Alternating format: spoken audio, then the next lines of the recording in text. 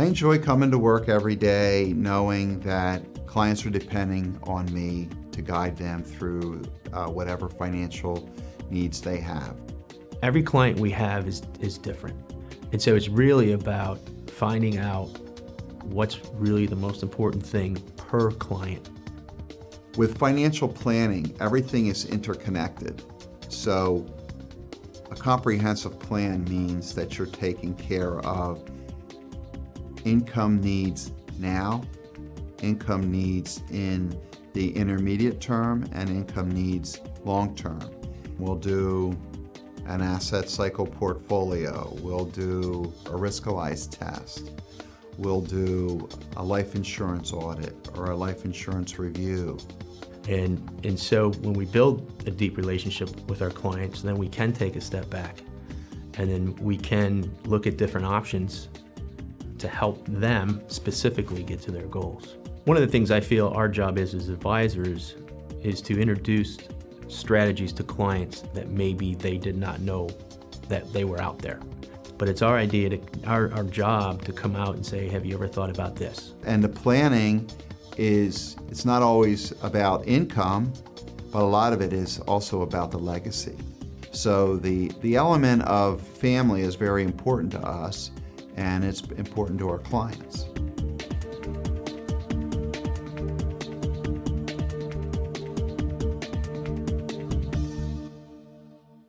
Hello, my name is Steve Jablonski, and I'm the host of Financially Speaking with Jeff Bush.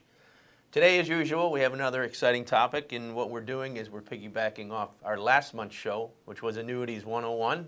Today is Annuities 102, Jeff. All right, Steve. Very good. Welcome to the show. It's so good to be here. It's hard to believe, Steve, we've been doing this show for 10 years. This is our 10-year anniversary. We've covered so many topics over the years. We've helped out so many people, responded to a lot of information requests, and today we're going to continue our discussion on annuities. We're going to do Annuities 102. We had so much information to get out there last month, and we just didn't have time to do it all, so we thought we would continue on that. The other thing that we're going to do is we're going to offer a white paper for anyone who's interested in getting some more information on annuities. You can contact our office. We'll put the email information and phone numbers up on the screen. So with that said, Steve, let's continue our discussion on annuities. I think a great place to start, Jeff, would be, for those of you who didn't watch the show, we can just touch back and basically the couple types of annuities there are out there.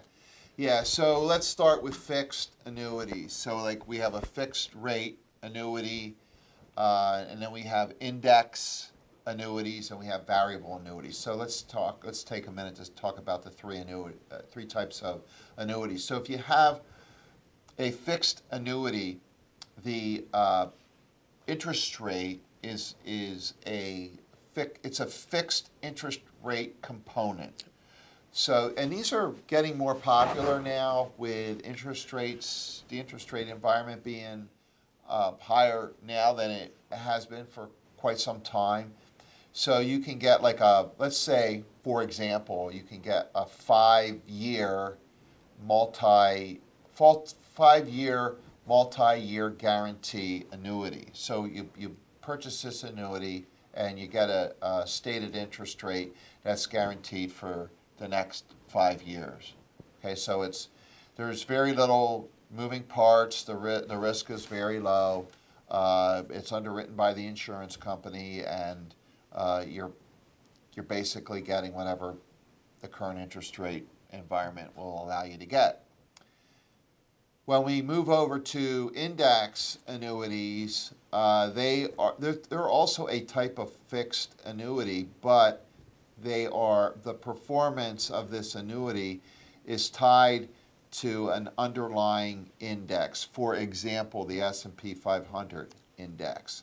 So if the S&P 500 performs in a positive fashion, then you're going to get some type of crediting based on whether it's participation rate or a cap or a spread. You're going to get participation in the market. And the most important element of an index annuity is that it will never go down in value. The fixed is tied to an interest rate, an index is tied to an underlying index, but if the index goes down, then you don't absorb any of the loss. So that's the real sizzle behind a index annuity. And then, of course, you have the variable annuity, which they've become very popular in recent years. You have sub-accounts, so there's market-based risk with a variable annuity. So you can do just about anything inside of a variable annuity as far as whether you're in equities or bonds or a mixture of the two, and even within equities you can have different money managers, different segments of the market. But there your investment is at risk, so it could go up, it could go down based on the performance of the underlying sub-account. Good. So now that we did a little review, let's get into some of the, I don't say bells and whistles, but some of the benefits, add-on benefits. Yeah. Some of the bells and whistles. Okay, yeah, so what do you want to cover first, First one Steve? we'll do income riders. Income riders. Yep. Okay. So if you put an income rider on an annuity product, what that's going to do is it's going to give you some kind of payment that's normally guaranteed under some element that the insurance company offers. So, for example, you could let's say you pick an index annuity. It's got an income rider that you turn on either now or at some point in the future, and when you invoke or turn on this rider, it's going to pay you income that's guaranteed for the rest of your life. Okay? So that's a very popular feature because a lot of times, we're talking to clients who want to have income that they can't outlive. So this is a good way to do it. You can purchase an annuity with that income product, with that income rider on there. And the other thing that it does in this day and age, when people retire, instead of retiring with a pension, oftentimes we see people getting these lump sum payouts, whether it's a 401k or a lump sum pension. If we can turn that into a stream of income that's guaranteed for life, that's often done with an income rider. And in that too, there's a couple of choices, whether you take a flat or a potential increasing. Yeah. So some carriers offer you either take a flat rate income payment that you're getting, or you can take an increasing option and some carriers offer this, where the payments are going to be tied to the underlying index. We talked about the index annuities. So if the index goes up, then your payment will go up. The riders place some type of a guarantee on there, and in most cases they're guaranteeing these payments over a lifetime. Or in the case of joint income, you can guarantee those payments over what we call joint life. So husband and wife, you can guarantee the payments over joint income, joint life. Okay. Well, good. So let's move on to another one, which we can't say guarantee, but let's talk a little bit about buffered strategies. So the buffered strategies have just really recently entered the marketplace within the last several years. What a buffered annuity does is the insurance company offers some kind of buffer or protection against loss. So, for example, let's say the insurance company is going to protect 20% of losses. Okay, so you pick a duration. So it could be 3 year, it could be 1 year, it could be 3 years, it could be 6 years. So let's use the example of 6 years. So you use a 6-year strategy, and you have a 20% buffer. What that means is, and let's again choose an underlying index. Let's choose the S&P 500. So now you're in the S&P 500 index. The insurance company is going to protect 20% of losses, and you're going to get all the gains up to a certain cap that the insurance company is going to offer. So let's say they offer you a 200% cap, as an example, over 6 years. That's significant because now this allows you to be in the market, okay, with full participation in the market up to that 200% cap, knowing that if there's any market losses over that 6-year period of time, that the insurance company is going to absorb 20% of that. Or I should say, the first 20% of the losses. So let me give an example. So let's say over the 6-year period, the market goes down by 22%. Okay, it's a bad 6 years. The insurance company is going to buffer 20% of that, or the first 20%. So you're only going to lose 2%. 2%.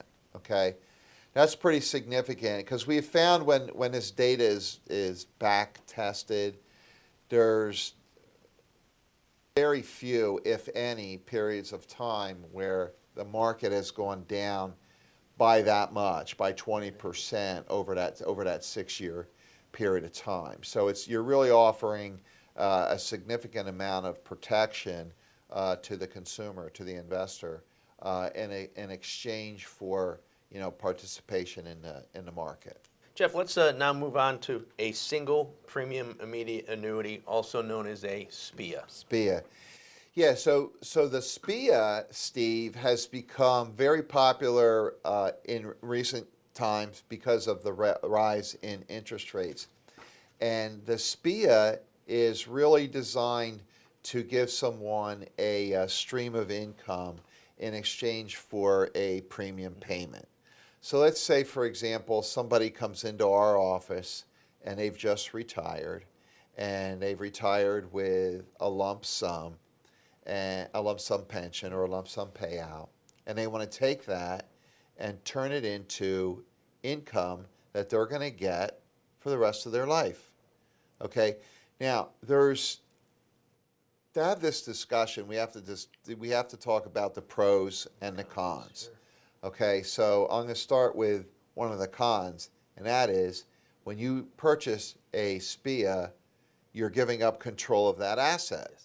Okay, so again, the aforementioned $100,000 single premium immediate annuity, when you purchase that, you no longer have control of that asset. Okay, so it's no longer on your balance sheet as an asset. What you now have is a payment. It could be a monthly payment, it could be an annual payment, but let's say it's a monthly payment. So you're going to get a check in the mail or it's going to show up in your bank account every month for the rest of your life. So you just purchased a pension. Yep. You just purchased an income benefit. And that's pretty powerful for a couple of reasons. Number one, you just locked in the interest rate that the insurance company used to calculate the SPIA payment. And number two, you just shifted the risk of your own longevity to the insurance company. What do I mean by that? Okay, well, let's say you came into our office, you're 65 years old. The insurance company looks at their own mortality experience and they figure, okay, you're 65 years old, you're going to live another 22 years. Gets you to age 87. So you're saying, okay, well, I don't know how long I'm going to live, Steve. I don't know if I'm going to live shorter than that or if I'm going to live longer than that. But what happens if I live longer? What happens if, I feel like, I'm in pretty good shape. I'm in pretty good health. I take care of myself. We have good family history. So I might live longer. Well, if you do, then the insurance company's on the hook to pay you. They're going to pay you for the rest of your life. So let's say you don't live till you're 87. Let's say you live till you're 97. Well, the insurance company's got to pay you till you're 97. Okay? So that's the reason why you purchase this immediate annuity, because it's really all about transferring risk from you to the insurance company. And by the way, Steve, let's not feel sorry for the insurance company, because the insurance company is taking your money along with everybody else, right? They're pooling their money with all the other investors, and they know how long people are going to live. The life expectancy is a very predictable number. So some people are going to exceed their life expectancy, and other people are going to not live as long as their life expectancy. So they know with relative certainty how this is going to work. And by the way, a single premium immediate annuity, it works like the opposite of life insurance, right? So the life insurance, from an insurance company standpoint, from a risk standpoint, with a SPIA, with a single premium immediate annuity, the risk is if you live too long. With life insurance, the risk is if you don't live long enough, right? If you die soon, right? So the insurance companies have this all figured out, right? They have they've got a balance of immediate annuities on their books along with life insurance. Okay, so this is a very interesting topic, and again, if you want information from our white paper, call our office, contact our office. We're offering a free report in conjunction with our 10-year anniversary. Very important. And then, Jeff, to move on to the next one, there are some companies out there that will offer a death benefit guarantee or rider, which you want to call it. Tell us a little bit about that. Okay. All right. I will. But I want to jump back to the SPIA for just a minute, because I just thought of something that's really, really important with the SPIA. And that is husband and wife, again, can get a joint payout. A joint payout. What that means is that the payout that they're getting is guaranteed over 2 lives. So that's a critical thing. Yeah, because you could have a husband and wife that are depending on that one payment to last for both their lives. So you take the joint payout. That way the payment's guaranteed over 2 lives. Or you can get some kind of survivor option where they get 50% or 75% or some percentage. So because that also is important, because when husband and wife, one of them dies, the lower Social Security benefit goes away. That's true. That's true. So you're losing money through the Social Security system. So maybe you don't want to lose money through your SPIA. Okay. So now let's talk about death benefit riders. Most annuities, not all annuities, but most annuities have a death benefit rider on them, or a death benefit option. What that means is when the annuitant or the insured dies, there is a death benefit paid to the beneficiaries. Okay? So oftentimes this death benefit, and there could be enhancements, right, to this death benefit rider. In the case of a variable annuity, it can guarantee the principal, right? So if you're putting in $100,000 and your $100,000 faces some market fluctuation, and now all of a sudden $100,000 is worth $90,000, you've lost some money. You die. Oftentimes the insurance company will restore the original $100,000 as a death benefit. That's one option. Another option is you can buy a death benefit rider that increases. So you could put maybe a 4% death benefit rider on there where the death benefit is going to go up by 4% per year. Okay? So even though your account value may or may not be going up, but the death benefit rider is going up. Okay, so that's an important feature too. Here's another idea when it comes to death benefits, Steve, is if you have a Roth IRA, that is owned inside of an annuity and has a death benefit rider on it, the death benefit is paid to the beneficiaries tax-free because the Roth IRA is tax-free. You've already paid the taxes.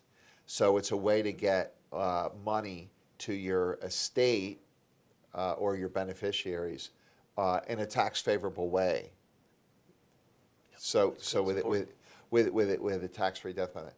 So the death benefit rider is really an important feature because it allows the beneficiary to receive money oftentimes in a tax-advantaged way, but more importantly, it's the guarantee that the insurance company is providing. And I think one thing we're forgetting is what happens if someone is uninsurable?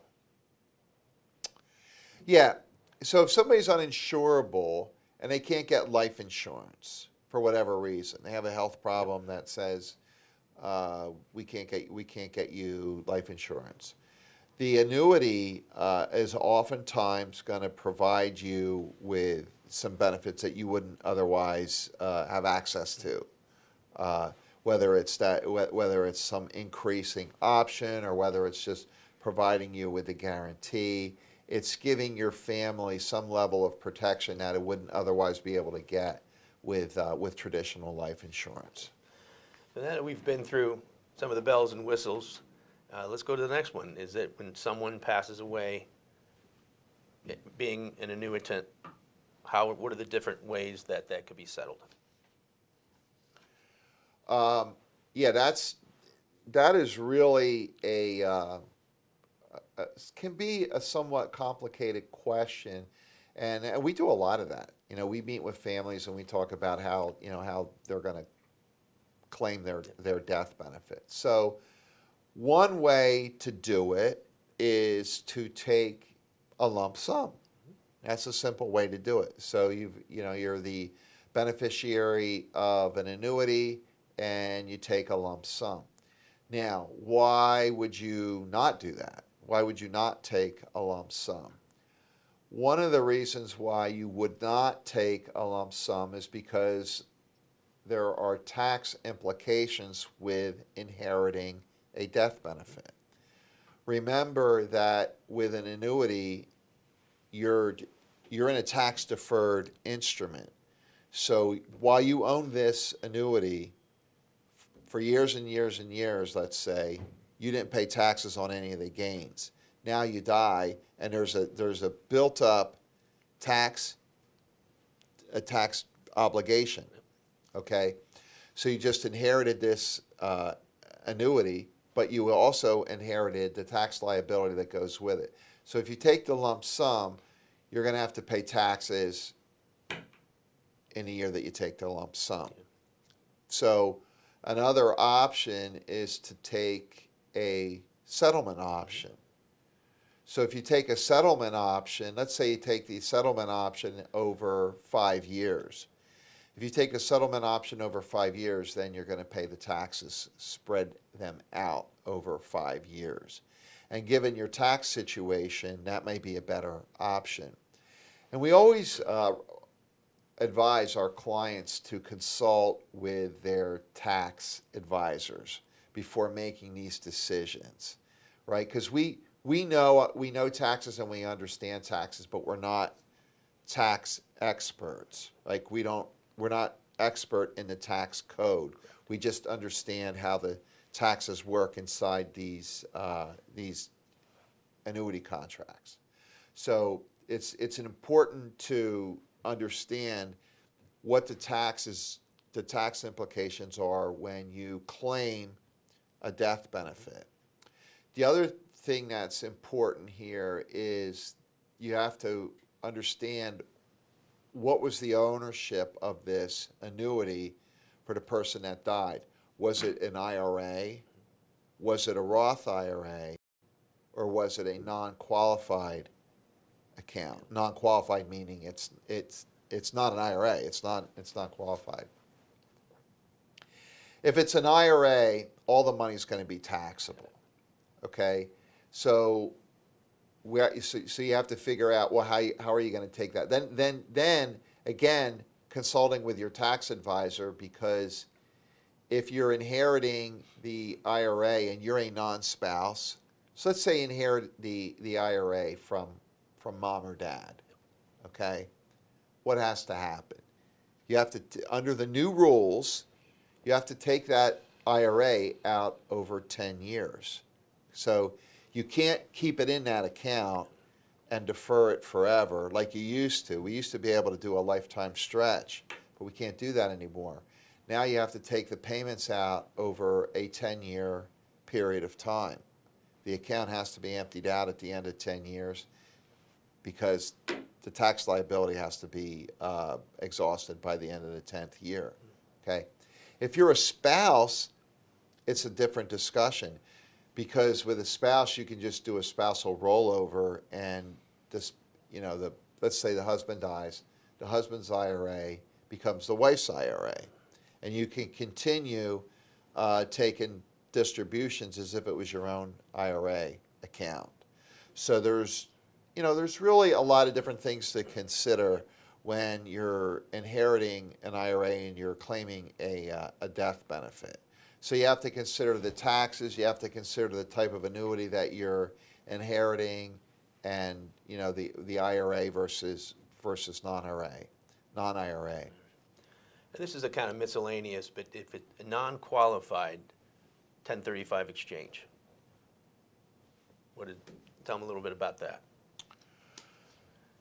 So if it's non-qualified, meaning it's not an IRA, there's a provision in the tax code that allows you to do a 1035 exchange, which means that you can actually transfer that account to another insurance company's product, another annuity, through the 1035 provision. You can only do that though if you're a spouse. If you're a non-spouse, that particular feature is not available to you. But if you are a spouse and you're inheriting a non-qualified IRA, then yeah, you can do a non-qualified 1035 exchange, and then the tax liability now goes into to the new account under the 1035 exchange. So you snuck in a tough question there at the end, Steve. I caught that. You wanted to make sure you kept me on my toes. Anyway, here we are. It's the end. The end. Another exciting show here where we're talking about annuities, which you and I do a lot of. So if you're interested in getting more information, we have our white paper available. Please call us, send us an email. And with all that, Steve, I think we exhausted it all, but if not, we can come back and go to a 200 level annuities. We can get even more, more deeper into this with some future episode. But with all that being said, this is Financially Speaking.